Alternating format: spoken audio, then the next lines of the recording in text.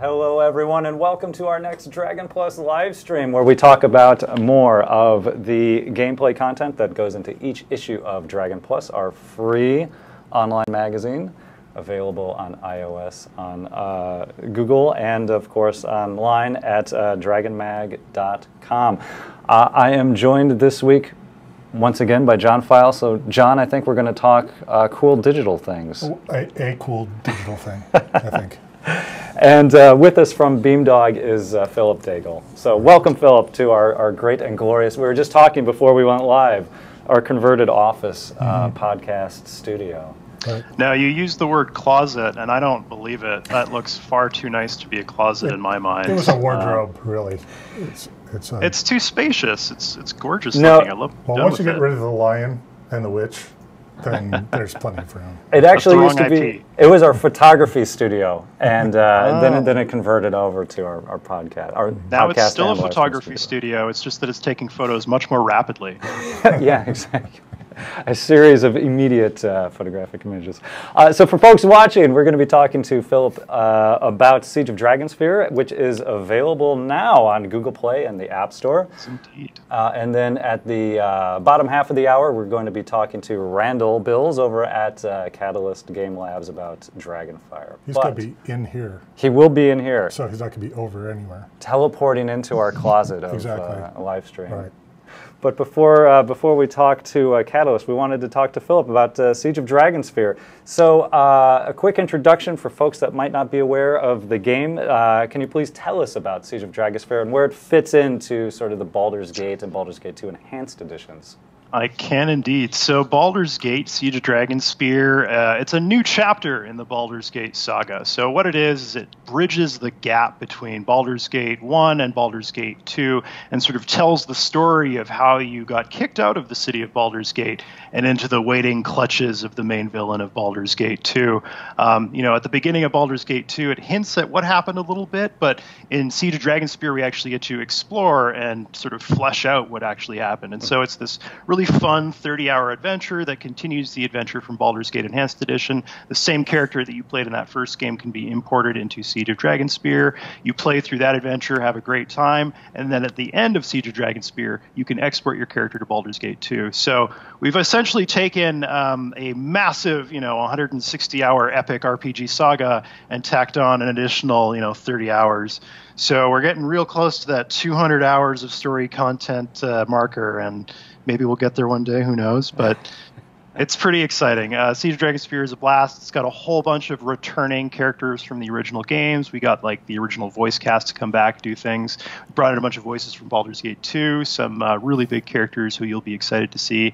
And it's been a blast, just adding a new chapter to this classic adventure. Well, I've been playing a lot of Baldur's Gate 2. That's my game in the evenings, playing that on tablet. Oh, yeah. I have to. My confession though is that I played on story mode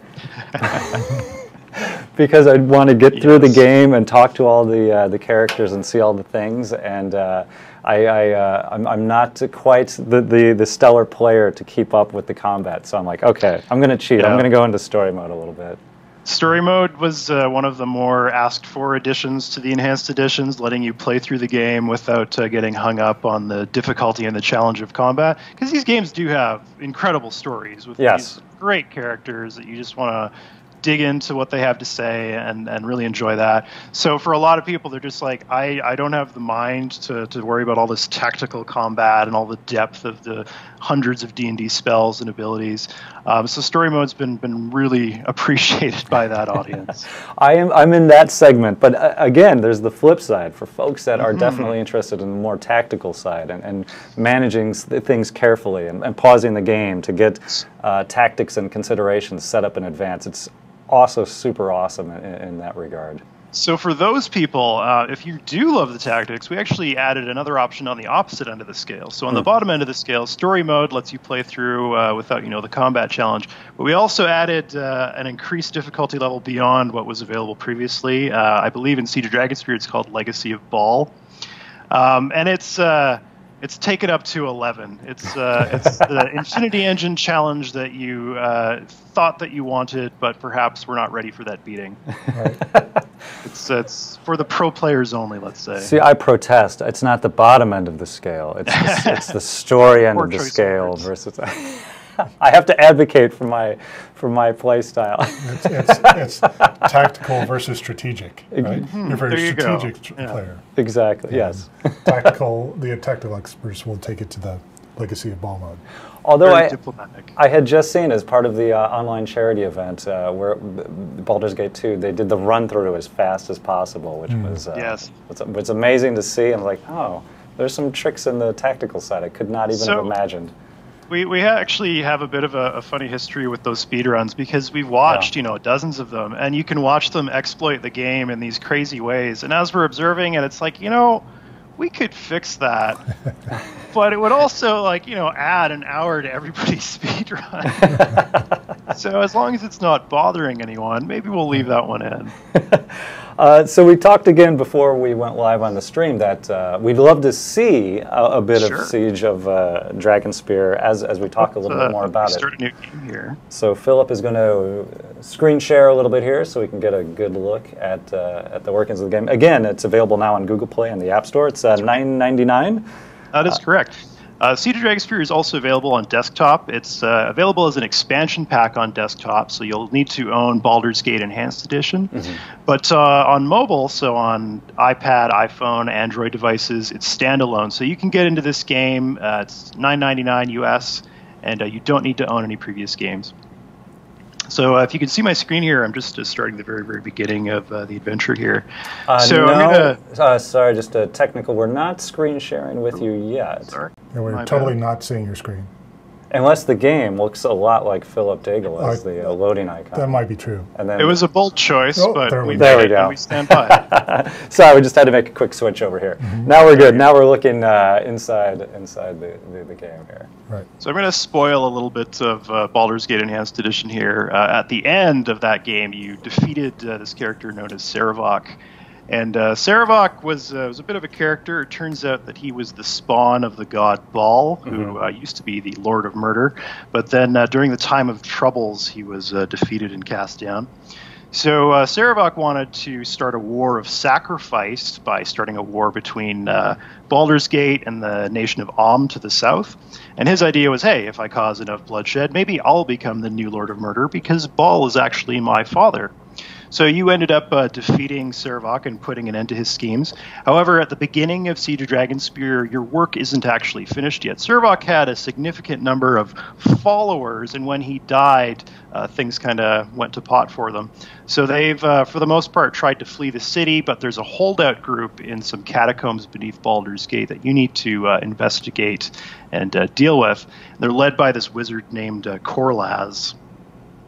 So I'm just working through this initial dungeon here. So this first dungeon was it was a bit of an interesting design challenge because on one hand, this dungeon is going to be the first thing that you play immediately after the end of Baldur's Gate. So it needed to be challenging, but at the same time, this is also the first dungeon that you're going to be running into, and maybe you haven't played the Baldur's Gate games in 20 years. So we kind of had to build it for two purposes. On one hand, it's an interesting combat challenge, but at the same time, it also needs to be an introduction to a lot of the base mechanics that you'll need to familiarize yourself with in the Infinity Engine. So things like pause and play, tactical combat, the necessity of exploring dungeons, unlocking opening doors, talking to people, that sort of thing. There's actually quite a bit that we had to teach players here, and as you get further and further in, it's revealed as you go. Speeding through that story, I see. People are here to watch things, not to read. And I'm guessing that Philip has read the dialogue a time or two. He may have written some of it. Little bits here and there. So Siege of Dragonspear was initially started off by one of the writers that we used to have here named Dave Gross. Dave, if you're familiar with your D&D novels, he's written a few of those back in the day, and I think he used to actually work at Wizards of the Coast. He was the editor-in-chief of Dragon magazine, wasn't he? Yes, he was. Right. In fact, in the most recent issue of Dragon Plus, just came out a couple of weeks ago. Beamdog made available one of Dave Gross's fiction pieces. That's right, yeah. It was for Dorn, for the half-orc blackguard, and the story of how he came upon his sword Rancor. And we also released the story. We also recreated Dorn as a 5th edition character sheet. So instead of a blackguard, he's now an Oathbreaker paladin. He's a bad man. So Dorn is actually a Trent Oster original. Dorn was one of the character concepts that Trent really wanted to promote. And he was actually inspired by the movie The Running Man, starring Arnold Schwarzenegger. I don't know if you guys have ever seen that one. Have we ever seen that one? Have you ever seen that one? Are you kidding? Of course. So in the lore of The Running Man, Arnold is, I think he's referred to as the Butcher of Bakersfield or something like that. And he's falsely accused of being this bad guy who slaughtered a bunch of people. And that was kind of the concept for Dorn, is that, like, you know, he's this guy with this reputation for being this crazy murderer. And, you know, maybe parts of it are true, but that's kind of the hook for the guy, is that he's a horrible guy and he's going to hang out with you. My lasting memory of that movie as a kid was seeing Richard Dawson in the role of the villain, and only having experienced him as the guy from Family Feud kissing everyone. Right. It's like, oh, what's he doing? How could he be the bad guy? He was an excellent bad guy in that movie. He was. He was also super good in Hogan's Heroes. Oh, speaking of some classic characters from Baldur's Gate, we've got Safana here. We've got Dinah here, we've got Jaheira, we've got Minsk, we've got Khalid. So for a lot of these characters that you'll remember from the original games, we managed to get the original voice actors. So Jim Meskimen for Edwin. I think that was also the actor for Khalid. We brought in Melissa Disney to voice Imoen again. We brought in Kevin Michael Richardson to redo the voice of Saravok. It's been fantastic bringing these classic characters back and getting to work with them. And it was pretty crazy. So the voice actor for Edwin Odessaron, the sort of haughty mage from Thay, one of the Red Wizards, he didn't initially remember the character at first when he was in the VO booth, but after about 2 or 3 lines of Edwin, he's like, okay, yeah, it's been 15 years, but I remember Edwin. I remember everything that Edwin's about. So it was great watching them rediscover these characters and bring them back to life.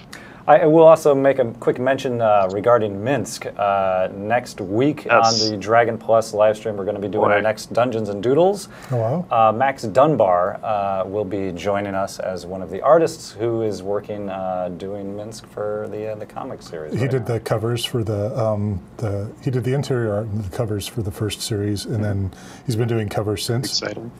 He's super, super good. And his dwarves are like beyond. You should follow him on Twitter. Max Dunbar is really, really good. So I have to ask him just for the dwarf art. The dwarf art is awesome. And he'll go, oh, I just put this together today. It's like a fully finished, like incredibly detailed piece. Super, super good. And we were also making mention, Jacob Burgess, voice actor who played Glint, also had a bit of a crossover. Right. Yeah, Glint, he's a character from Siege of Dragonspear. He's a gnome. He joins your party later in the game, and he's this just so in love with life kind of character who's excited about everything around him. And I guess in that regard, he's very gnomey. He's very accurate as far as gnomes go. But no, Jacob's a good friend of the studio. He's worked on Siege of Dragonspear. He's been on the Beamdog stream, I think just a couple weeks ago. And yeah, he's been a big booster for us. He loves Glint. I think he might have actually played Glint in his D&D game at home. So he is Glint, essentially. Nice. I remember that we did a Glint short story in one of the early Dragon Plus magazines. Yeah, that's right, yeah. Mm-hmm. I know you're in the midst of heated combat. I still find it rather soothing just to watch the game go through, to watch somebody play. Oh, it's absolutely soothing. I really love this type of game. Baldur's Gate, the series, I guess Infinity Engine games, are very, very unique. There's not a lot of games out there that are like them, that are this interesting mix of real-time combat, but you can also pause to issue these complex tactical orders. Mm-hmm. So it's really great to get to work on these games and bring new content to them, because, again, there's just not a lot of experiences out there that are like this. I just walked in a trap. Yeah. Yeah, it's interesting. That's probably why there's so few. Yeah, there's interesting because the Baldur's Gate games are foundational, right? So they were the leading edge of what RPGs were when they first came out, and so there were a lot of design choices that weren't seen in other games, and then as other RPG makers made RPGs, they said, "Oh, well, let's do this thing like they did in Baldur's Gate, but let's leave out this thing that confused us, right?" And so because this is such a foundational piece of software, you'll see a lot of edges and barbs and stuff like that in the gameplay that you won't find nowadays because people decide to streamline more towards one thing or another. Yeah. I mean, I look back to Baldur's Gate when it first came out in 1998, and I think at the time it was very, very much like the Skyrim of its age, a game that just gave you the sense that I can pick a direction and I will find fun adventure. And Baldur's Gate was very, very much that exact feeling. And like Skyrim, there are absolutely hooks and edges to it. I find those, but part of the, it's like a craftsman house, though. Right. The edges of it make it, unique and distinct in its own way, and finding those things. And that's true. Yeah. And the replayability. One of the reasons I'm playing through Baldur's Gate 2 again at the moment is to try a different class and to unlock a different stronghold for my character, which I hadn't one I hadn't done before. Because there's story elements in those. Once you get your thieves guild or your fighter's stronghold out in the woods, there's still story elements that go into it. Which is fantastic. Definitely on tablet, there aren't a lot of experiences where there's 100 hours of non-repetitive gameplay, right? Yeah, that's pretty rare. Yeah. Yeah. Normally, if you want something that's really sticky, you're doing the same thing over and over and over again. But with this, I think you guys for Siege of Dragonspear maxed out how big of a program you could actually put through the App Store, right? Yeah, that was actually a big challenge that we faced, and it's probably my fault. A lot of the things that happen are my fault. So the App Store had an app size limit of, I believe, 2 gigabytes when Siege of Dragonspear came out. Baldur's Gate Enhanced Edition by itself was approaching that limit. So Siege was not going to fit very comfortably as an expansion pack there. So we had to look at alternative ways to get it on the tablet. Now, luckily, it's less of an issue because Apple has recently upped the App Store limit from 2 gigs to, I believe, 4. However, that's still a staggeringly large download. So splitting it up was still probably the wisest choice. So before I forget, and this is me looking at Pelham, we do have a set of codes that Beamdog that Philip has graciously made available. I guess we could give that away, yeah. Yes, why not? I believe we've got 2 that will work for Google Play and 2 that will work for iOS for the App Store. So that is correct. Why don't we do? There we go. We've got the raffles open, and we'll grab 4 winners and get those codes into the hands of folks so they can take advantage of Siege of Dragonspear for themselves. So very, very cool. For folks that might not have ever joined one of our raffle, as you can see in the chat right now, all you need to do to enter is !raffle. As long as it's open, we'll be giving away those. We'll choose 4 people to get those codes to, and we'll let you know when it's closed. But yes, if you're interested in getting a Siege of Dragonspear code, just enter with !raffle. So thank you for everyone for joining right now. Talking a little bit more about maybe how Siege of Dragonspear came about. Were there different considerations you talked about? Was that always the plan? Like when you took on the project, you knew you wanted to get that story between Baldur's Gate and Baldur's Gate 2? Yeah, so Siege of Dragonspear actually had a lot of twists and turns during its development. So when we initially started work on Baldur's Gate Enhanced Edition, I guess that would have been towards the tail end of 2011. It released in 2012. We knew that we had wanted to produce more content for the games because there was just such a hunger for that kind of game out there, and there wasn't a lot of new content to be had. So we always knew that we wanted to produce new things, and we started by producing the new companions, so Dorn, Rasad, and Nir for Baldur's Gate Enhanced Edition.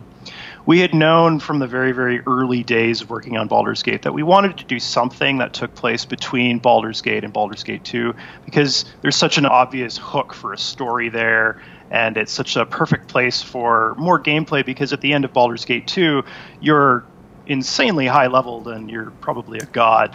So it's a little hard to tack on more adventures there.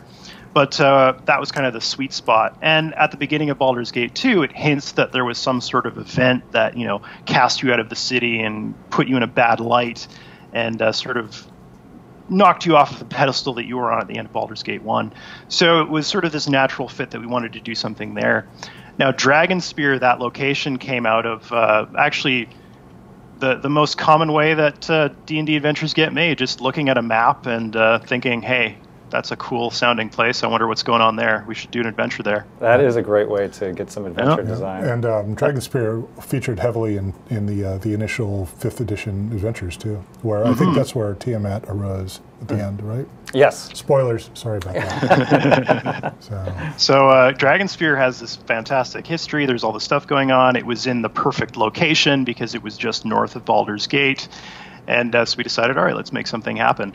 Now, the tricky bit, of course, was we know where Baldur's Gate 1 ends, and we know where Baldur's Gate 2 starts, so let's build a pipe that connects the two pieces together.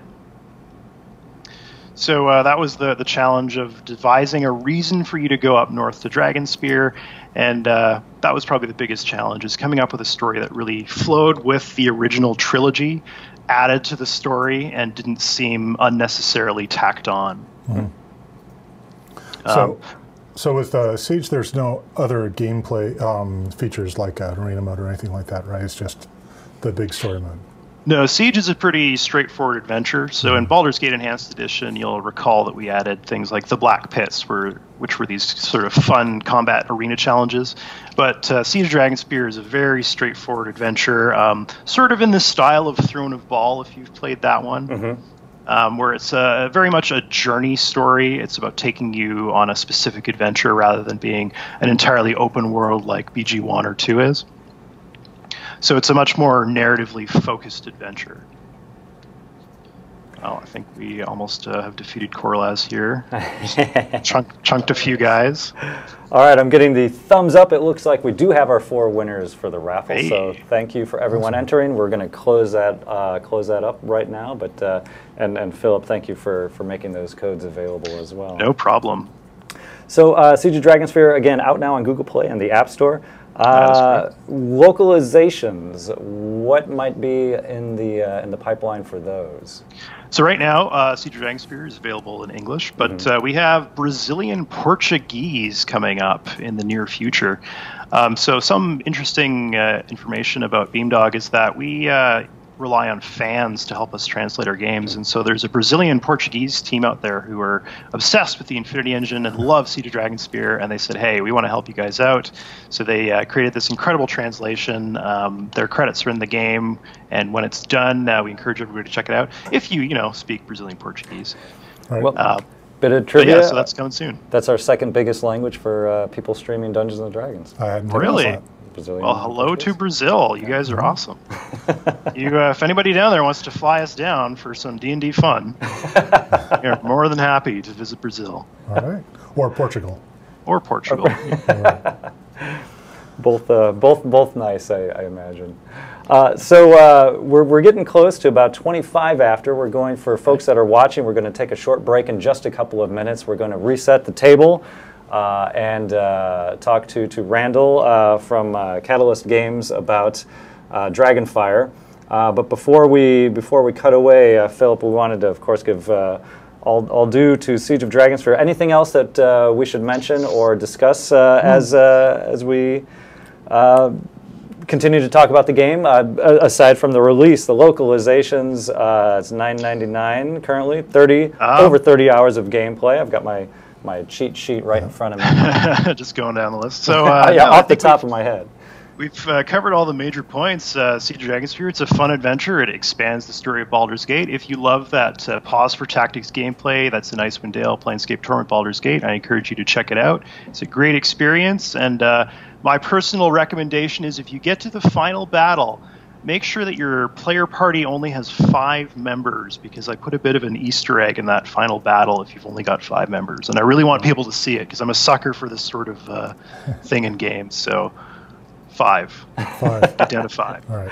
Easter eggs are fun. They're fun to find. Are fun. All right. Well, Philip, thank you so much for your time, for coming on My the pleasure. Dragon Plus live stream. Again, the current issue of Dragon Plus available now as well. You can read that story from Dave Gross about Dorn and his initial recovery of the sword Rancor. 5th edition character sheet for Dorn. And again, Siege of Dragonsphere available now on Google Play and the App Store. As well as PC. And yes. As well as PC, Mac, Linux, Yeah, and Steam and Beamdog. That Linux is really polished. All 5 of those guys are jazzed about it. They are so happy. See, now we're in trouble. We're going to hear it from them as well. Oh, well. They know how many of them there are. They're not under any delusions. So, folks, we're going to take a quick break, and then we're going to come back with Randall Bills from Catalyst Game Labs and talk a little bit more about the Dragonfire. But in the meantime, Philip, thank you so much again. And for folks that are interested in finding out more about Siege of Dragonsphere or any of the Baldur's Gate Enhanced Editions, best place to go would be Steam or Beamdog.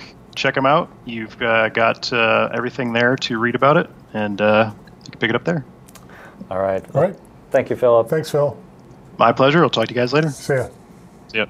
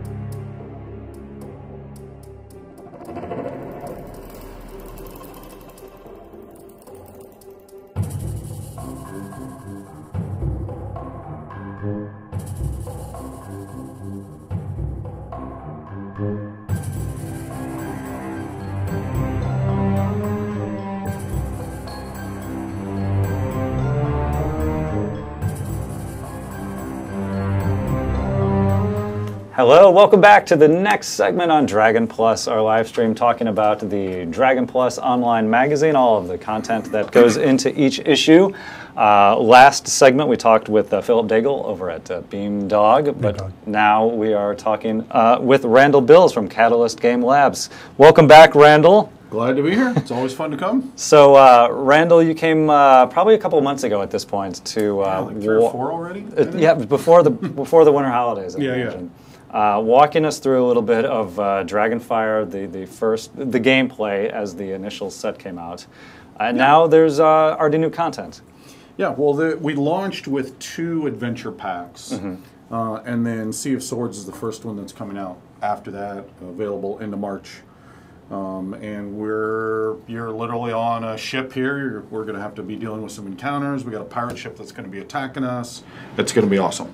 So if you're not intimately familiar with Dragonfire, and John is going to be our stand-in for our new player because he is our new player. Yeah. What would be a quick overview of the game itself? Well, it's a cooperative play deck builder. So as normal, each of us start with a smallish deck. And then during the game, as we're defeating encounters, we're going to get lots and lots of gold. And that's going to allow us to buy more market cards that will increase the power. We're going to be putting those in our deck. And so as the game progresses, you get more and more powerful. Each of us have a class type that is color-coded. And so most of the cards that we have are geared more towards those colors and those particular damage icons. And so then as encounters are rolling up, there'll be a damage track of various colors, both colorless and then various colors, that we need to then be able to play cards against to defeat it. And in some instances, I might be totally blocked with a particular color, and so somebody needs to step up and help me out. Now, in the normal game, it's really easy because they're coming up here in front of us, and on my turn, I'm not just attacking mine, I can attack anything that I want. Right. It'll be a little more different once we dive in here because they're actually coming at the ship. And so then we have to determine, are we attacking the pirate ship? Are we attacking the encounters? It's a whole other fun level of play here that we're introducing. But that's basically the gist. Most of it's 3 scenes. You're going to get through the first scene if you clear all the encounters. You're then going to take a short rest, heal, be able to buy some more power from the market if you can. Then you start a new scene with even more encounters.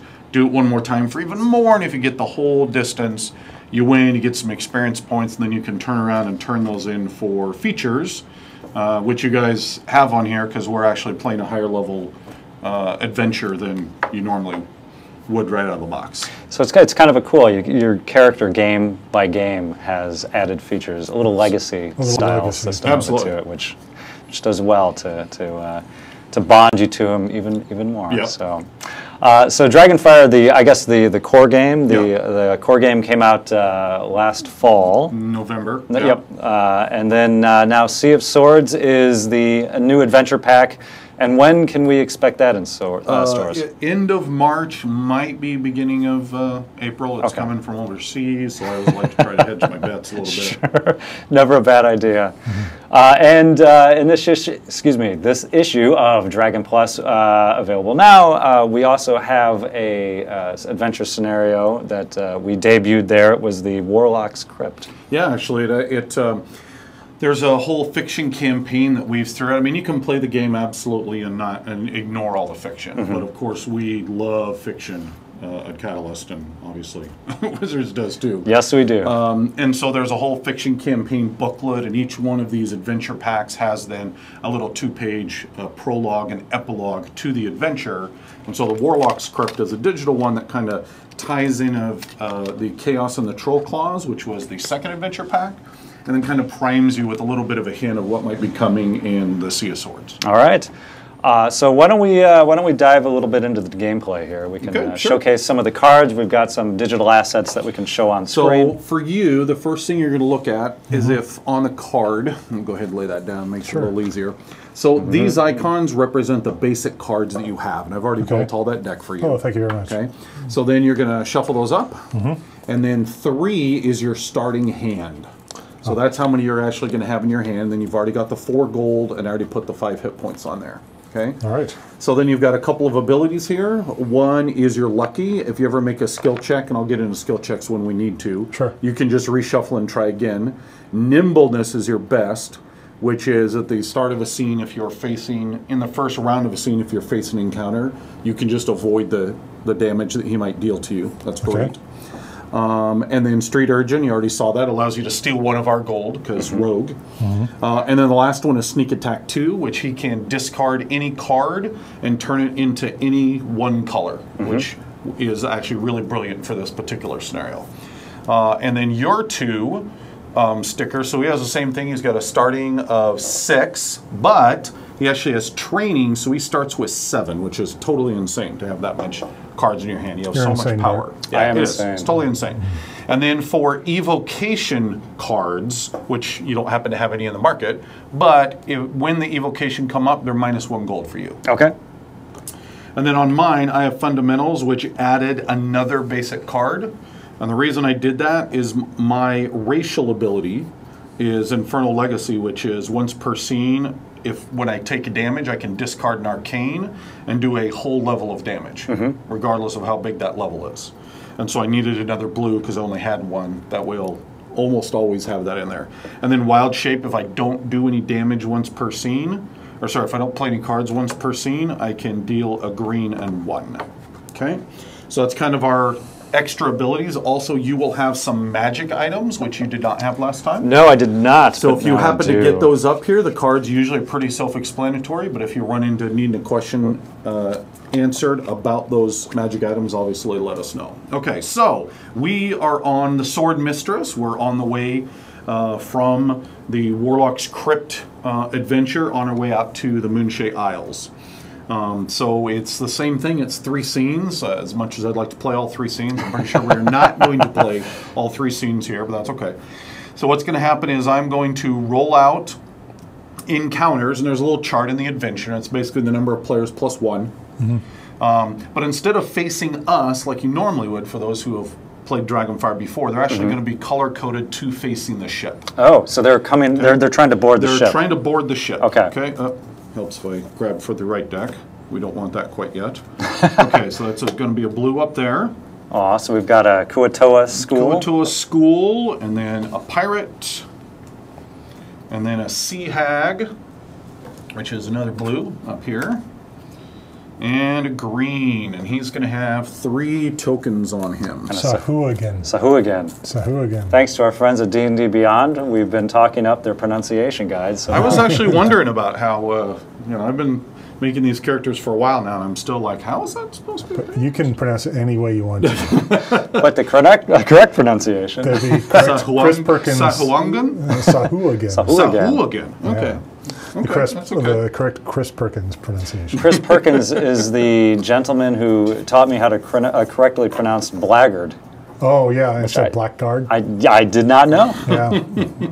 Now, I like blackguard better. I know, but apparently it's blackguard. Yes. Okay, so now normally at the start we would go ahead and roll up the Dragonfire phase, the Dragonfire card. And for those who have played or haven't played, this is basically the GM. This is the pressure that keeps the game incredibly forced and fun, and you never know what insanity this thing is going to bring to the table. Because we're only playing 3 players, though, you actually start at -1, so we go 1 entire round without having it. That helps balance it out a little bit. Okay, so I'll go ahead and start. So what's going to happen is, on your turn, you can move to any one of the locations on the ship. Doesn't matter where you start, you can simply move there. If you move to a location that has an encounter, you must immediately pull that encounter to face you. Okay? If there's multiple encounters, you can choose to pull multiple encounters if you so wish. Okay? You can also decide, you know what? We have this pirate ship. Actually, I forgot to give it its tokens. So the pirate ship is over here, and the pirate ship, at the end, starting at the end of the 2nd Dragonfire phase round, he is going to fire at our ship. Boo. And he will do damage to our ship, to the keel of our ship, based upon its keel strength. Okay? So right now, and the reason I loaded up like this, there's 10. So in other words, it has 10 points of damage, and if we do 10 points of damage to it, it sinks, okay? But it's done like this in these 4 columns, because if it's sitting like this, then it's doing 4 damage to us.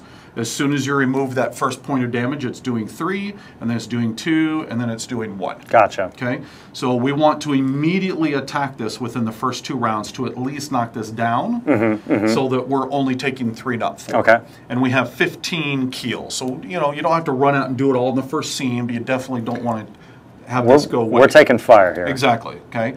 How you do that is if you are in one of the broadside locations and you do not play cards on your turn, you make a skill check. Okay, you make 2 of them actually. The way you do a skill check is you're simply going to roll up the top card, and you're going to see, does that match your color. Okay. So for you, you're looking for a red card. For you, you're looking for a blue. Yep. Now, I'm looking for a green, but because we're doing 3 players, 1 player always is dual class in it. Okay. So if either one of those, I would be able to do that. For every success I get, you get to deal 1 point of damage. Okay. Now, right here at the gate, you have so many cards in your hand. Okay. How many blue cards do you actually have in your hand? All right. 1, 2, 3. Not in the full thing, just in your draw, just what you had in your hand. Remember? So you shuffle it all together. Yep. You pull 7. Oh. I only pulled 3. 4, 5, 6, 7. I have 1, 2, 3, 4, 5. Oh, see, that's a bummer. See, now he has 6 cantrips in his hand, all the same color.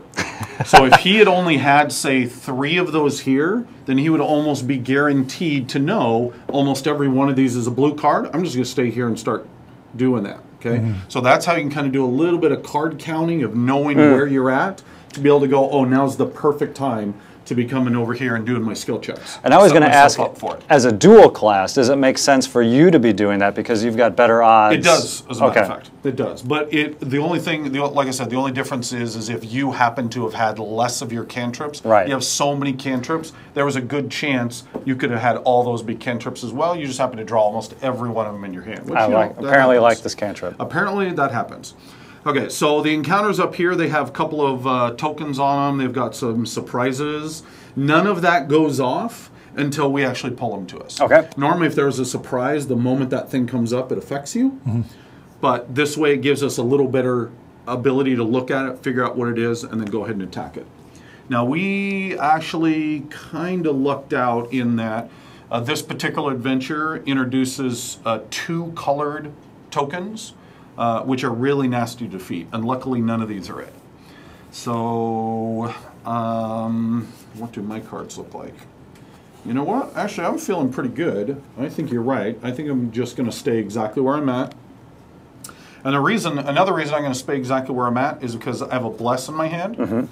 And the Bless is one of the best starting cards because it allows us to, I can deal 1 color of any other color as an assist on your guys' turn. Oh, wow. So then I can hold on to that, knowing I'm going to be able to give you guys some nice help. Okay. So we start with 7 cards in our hand? You start with 3 cards. Okay. He starts with 7. Every character has a different combination of healing, starting hand, and gold. Okay, so then I'm just going to go ahead and make 2 skill checks. Hopefully I don't embarrass myself. There's 1. Nice. And the second one. Nice. Right out of the gate. So I fire the ballista. Bang, bang. It hits it. And 2 of those are gone. All right.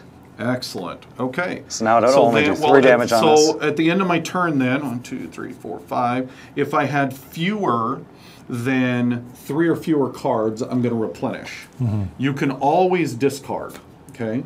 So in this instance, I have 2 basics. There's no reason not to discard it because at a bare minimum, all I'm going to get is the 2 discards or 2 more basics up. Right. But I also might get some of my magic items that are in here. So I'll go ahead and pull. In fact, I got a whole pile of magic items. Nice. Okay. And then, is there anything there for me to buy?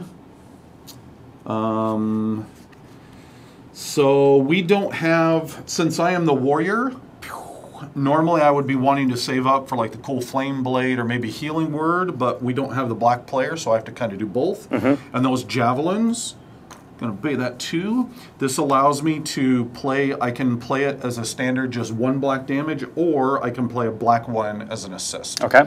And also it has a sword icon, which is for the martial player. If I can match if I play 3 or more swords in one go, then I can immediately draw a card. And that's my whole turn. So then it's going to start with you. Now So- you have a whole pile of damage. I've got a pile of blue damage in my hand. Okay. So, Do you have a black perchance? that was exactly what I was hoping, and I do not. I am sitting Well- on Boots of Elvenkind that will let me play. Well, actually, Boots of Elvenkind, I believe, has Remain in Play on it, correct? Yes. Okay, so you're going to want to play that in front of you, so that just comes out. Yep. Okay. Now, so you have 4, 5, 6, and remember my Bless, or even better, remember my Javelin.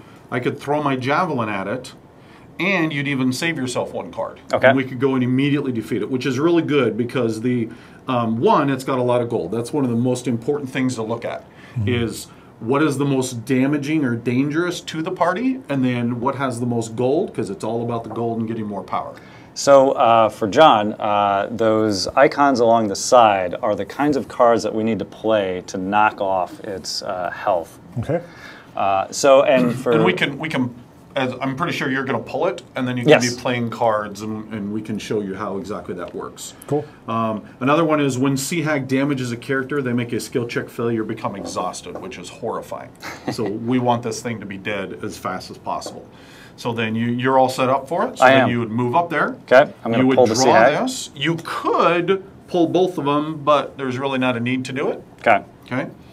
Now, one thing that will happen is when the pirate ship attacks, the creatures that are remaining here will attack the crew. But once again, there's 15 crewmen, there's 15 keel. You can go ahead and let them be a little bit of a meat shield as we deal with it as the whole. Okay. So now what he's going to do is he's going to start playing cards, and then we need 4, 5, 6, 7 total points. Now, for example, I could play this, and the black could be done, and we'd throw a little. Oh, forgot my clip. And we could throw a black clip on there, and we could be done. Meaning the damage carries from turn to turn. You put a black clip on there, and then we know It's now taking that damage. It's taking that damage. However, we don't want to do that because we don't want him to damage and possibly become exhausted, which is really terrifying. So I've played the black for him and won.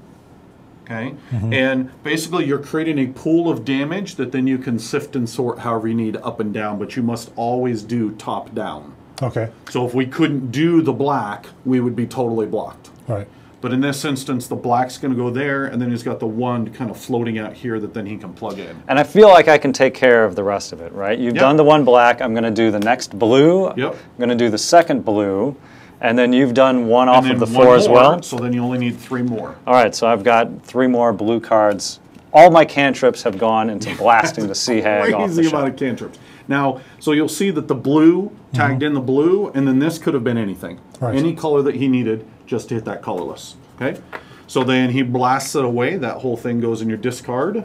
This comes over here in this discard. Now, the way gold payout happens is you're simply going to start with the active player, the one who defeated it, and you're going to pay him 1 gold. Now I Helps have, if I actually have more gold. And then you're simply going to wrap around the table until you are done paying out the gold. Okay. Now, if you've done it a few times, then you can quickly usually get into a sense of 3-2-2. right. 3 or 4 games, and you'll be able to whip through that map very quickly. Okay? So then you are going to replenish, which is if you have 3 or less, you're going to draw 2. I do Actually, need can to. you roll up that spot, 1 into that spot there?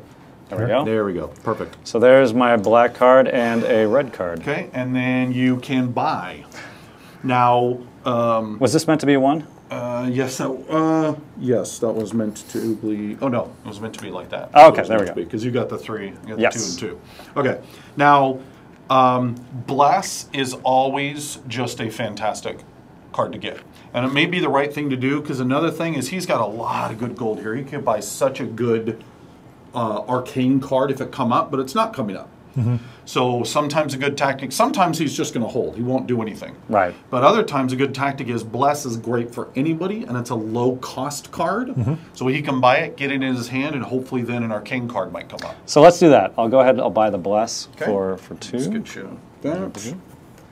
If you not would cheating hand it anybody to with me. that. So this goes into my hand. Yeah, and then you immediately fill, and nothing came up. Now, you could try to do something else. I'm not sure you want to get too far off your color. Sometimes, in my instance, obviously doing multicolor is fine. Sometimes you will be in a situation where you simply must buy the card to help the whole party. Right. But this early on, you don't want to go too far off color. Okay, well, for purposes of this, Sure. we'll just keep it simple. Okay. And I've purchased my bless. So then you are up. So how many do you think, how many of those reds do you think are still in the pile over there? 3. 3 of them? Yeah. Okay. Maybe about a 40% chance of the skill checks. So you can if you wish, but we have these guys over here. So what's going to happen is we had 1 reprieve for the 1 round. Once you are done, then we're going to roll up a Dragonfire, okay, and then it's going to come around again. And if once it comes around again, then the pirate ship attacks, and these guys attack the crew. Now having 1 or 2 of these guys, isn't going to be that big a deal. But each one of these tokens does 1 opponent damage. Oh, wow.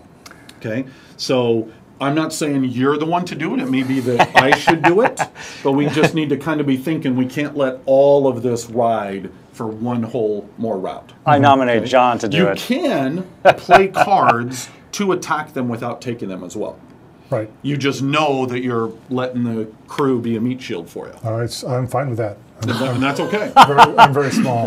Well, in this one, well, actually, here's the interesting thing. Remember that in the first round, you get to skip the damage.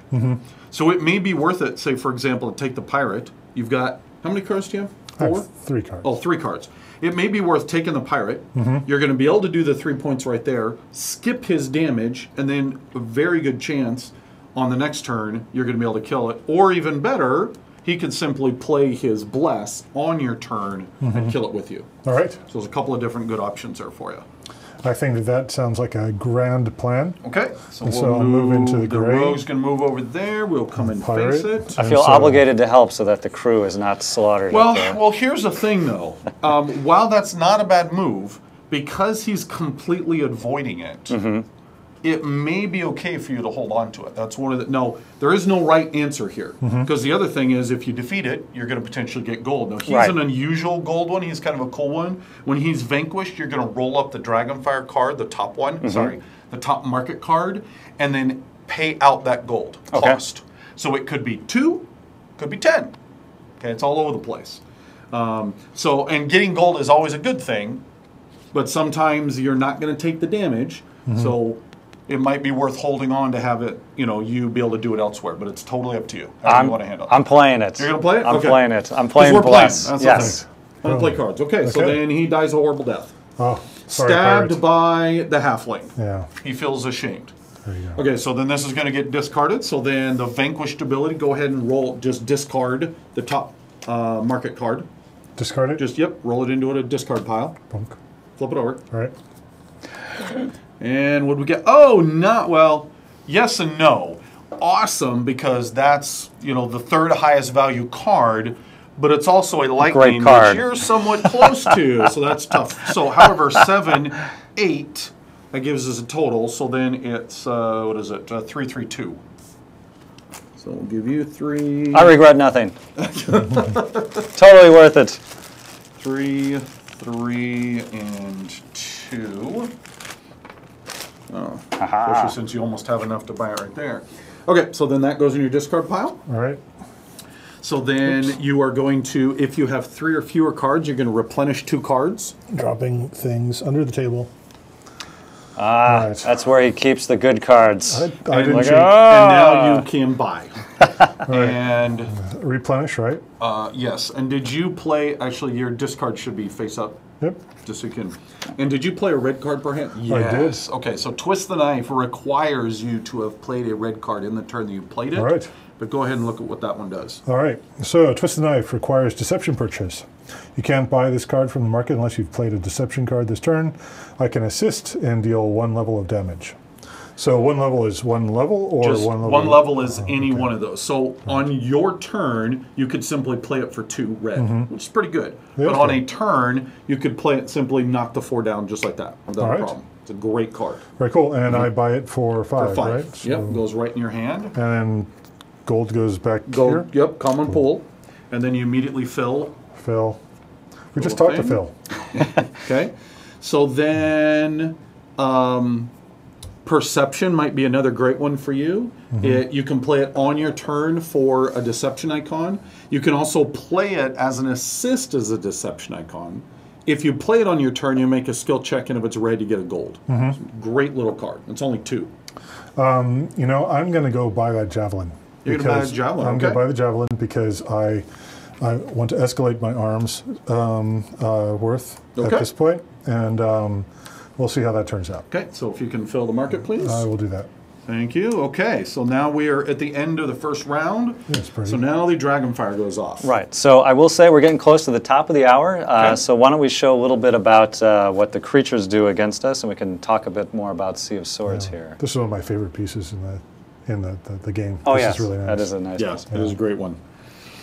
Okay, so one of the things that we missed just because it didn't get out there first is these, the Mana Core, which I think might be one of the pieces that I sent to you guys, and something like the Deep Scion Shoal, is they bring up these dual colored icons, okay? And so it's going to throw out a token, and all tokens in this instance, you have to defeat the tokens first before you can start damaging the card. And so when they're just little colorless guys, or even when they're one color, it's usually not too bad. But being able to get through several tokens of the multicolors can really be problematic. And so the tokens would work like I need to do 1 red just to get rid of that. Well, it's a red and black. Red and black, okay. Yeah, okay. Which is why, and we didn't get to it, but every adventure pack has a unique set of market cards that are specifically designed to help with the encounter itself, the adventure itself. And so in this instance, we have Veteran of the Sea.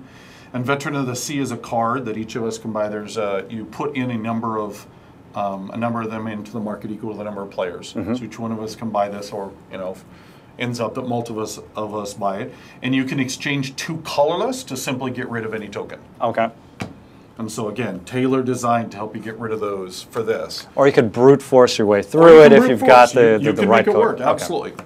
I had in fact I had a whole hand of magic items that provide a lot of different colors, and with the bless, so you absolutely can brute your way through it. So we've gone through our turn, and so once that encounter goes active, then what would happen? Well, you just keep going. So again, remember that this is kind of like the GM throwing his D20 at you. Right. And so in this instance, it's at the start of each turn, the active player reveals a card from the top of the primary encounter deck. If it matches their character's primary color, it places facing them. If not, you bury it. So every turn we're going to start up, and even though we have all these that we're having to deal with, each one of us are going to roll this up. It doesn't match me. Now it's even more painful because I'm almost always going to get it. So then that would go down. It would then come to you. Still doesn't match you. Did we luck out? No. See, and then that would have gone and faced him and brought up 2 tokens, not colored, but 2 tokens. Okay, and so that's what the Dragonfire can do to you. And then as you go around the table and take these turns, each of these get up more and more and more. And then you start seeing that there are specific Dragonfire effects that come into play as it gets higher and higher. So the longer you take, the more punishing this is. The GM's like, I'm tired of you guys in my house. I want you gone. And so it gets more and more painful, and it's you got to try to finish it before. And those are cumulative. Those are all cumulative. Not replacement effects on top of each other. Oh, well, what's going to happen is the effect up here only applies for 1 round. Okay. And then once it goes in the discard, the effect goes away. Okay, so it doesn't replace. The cards in the discard then jack that Dragonfire level up. Gotcha. And so if I rolled up 1 here, it has a Dragon level 5, 1, 2, 3, 4, 5, I would get not only the top one, but also the one below it now as well. And it just gets worse and worse. And I think the highest I've ever gotten up to was 14, I think, and still managed to win, which is insane. Usually get around 10, and it's almost time to pack it in. So, so for gameplay purposes, so what we would attempt to be doing is continuing to go around the table, knock out all of the monsters, And knock down the And knock pirate ship down to the 0? ship. Okay. So so in the end, let's say we cleared all these out. Okay. So then what would happen is if we had not, then we go into the short rest. And every game has a short rest, and that's where we get a chance to buy. Each of us would heal 1 if we can. The pirate ship is going to fix itself 2 if it's still alive. And so then this one's going to pop right back up if it was that high. Also heals. He heals. They're out there with the craftsmen, hanging over the sea. hanging over the side, hammering Furiously, nails in. yes. It's all, Pirates of the Caribbean action. And then we're going to roll out again, but as opposed to the number of players plus 1, it's going to be the number of players plus 2. Okay. But even more vicious is that you start rolling out encounters from the from the secondary deck, which are significantly more painful, equal to the Dragonfire level. So let's say there was 3 of them, and in this second scene, we're going to be rolling out 3 plus 2 more, so there's 5. So I would roll out 3 from the secondary deck. All come in to board the ship. Yeah. And like the aboleth is, truly horrifying. Oh, geez. Yeah. And then I would finish the last 2 coming from the easier deck, the primary deck. Okay. And so that's another way where the Dragonfire level just keeps that pressure on you of like, oh my gosh, we got to finish this up. And yeah, I can't remember, I don't think I sent the aboleth, but it's to you guys as a graphics, but it is really a horrifying card. And a horrifying monster. You should never fight an aboleth. No, you should not. No, luckily there is a cool ability on it. So it's a double green, a 10, and the square, as opposed to the 2, means it's immune to level damage, which means your awesome twist the knife is worthless on that thing. Okay, and then the double black. Well, the aboleth is like 50 feet long. Right? Exactly. So it's got to be a bush, little right? knife is like exactly. But the ability on it is during a player's turn, if every player removes from the game a non-basic card in their hand, you shuffle him back away. Okay. So you're making a sacrifice. So you're making a big sacrifice, and so sometimes, particularly in this instance, when he comes out, you're immediately like, oh my gosh, I don't have it in my hand. I'm buying something just so I know the next turn around, before he starts smacking the crew, we're able to dump it and get him away. So lots of great fun tactics in there. Cool. And then once you clear this second scene, then the same thing, third scene, this is even more scary. 1 more card, so a total of 8 cards rolls up. And hopefully, and unlike most of the adventures, if it's the only way to lose is if you can't get out of a scene without at least 1 person conscious. Yeah. In this particular scenario, there's 3 ways to lose. There's that way, which is a standard, but also if the keel drops to 0 from the pirate ship, or if the crew drops to 0 from the attacking monsters, all 3 of those will lose. All right, so you've got 3 conditions that you're 3 ways to die. 3 ways to die. You are on a ship being assaulted by good name for the, a pirate ship, and 3 ways to die. So name my next band. 3 ways to die. Well, as always, for folks watching, this was a look at an expansion to Dragonfire, the new adventure pack. This was Sea of Swords. It will be available possibly end of March, beginning of April. Beginning of April. But Dragonfire, the core game, of course, has been available since November. Available now. Run out and grab it. Yep, we gave away a couple copies on the last Fireside Chat. Nice. So, All right, good. Nice. I'll have to get you a couple more to do that again. We would be glad to have a couple more copies and make those some great prizes. So would our viewers. Yeah, exactly. Well, Randall, thank you so much for coming in again, showing Thanks us for about having me. Sea of Swords. For folks watching, we're going to be back at 3:30. As always, we're going to reset for D&D news, and of course at 4 p.m. Pacific, the next episode of Dice Camera Action. Exciting. So John, thank you again for co-hosting this week. No problem. Welcome back anytime. And Randall, it's always, we always have less time than we need to showcase. I'd love to actually play a whole game. A whole game. Early on, you guys did YouTube playthroughs, right? Of Dragonfire? Yeah. Oh, yeah. So those are still available, and you can see Absolutely. those. Well, and Geek and Sundry did a fabulous how to play video that's nice. up and available on their site. So there's lots of ways to be able to get a really good feel for the whole spectrum of the game. Yeah, we'll make that link available, and yeah, we should. And then in a month or 2, we'll have our first campaign box. Yes. But unlike this little guy, is a whole box, 7 new adventures, over 100 cards, 8 new character screens, like 30 new stickers. We'll bring in and Probably need a whole hour to show that one off. Let's commit to that. Don't let me Sharon for No, that. let's commit to that whole hour for that. Okay. All right. And just a quick mention again, because this is the Dragon Plus live stream, in the next issue of Dragon Plus, I believe we'll be having a strategy article contributed from Catalyst Game Labs as well. Yep. So look forward to that. As I rush off to get ready for D&D news and get the studio set up, thanks again to our viewers. As always, thank you so much to our followers. Thank you so much to our subscribers. Please consider following or subscribing to the D&D Twitch channel. And we will be back next week with the next episode of Dungeons and Doodles. Nice. Yes. Those are fun. Fun. Thanks again for watching. And Randall, thank you for joining us. Glad to come. Thanks all.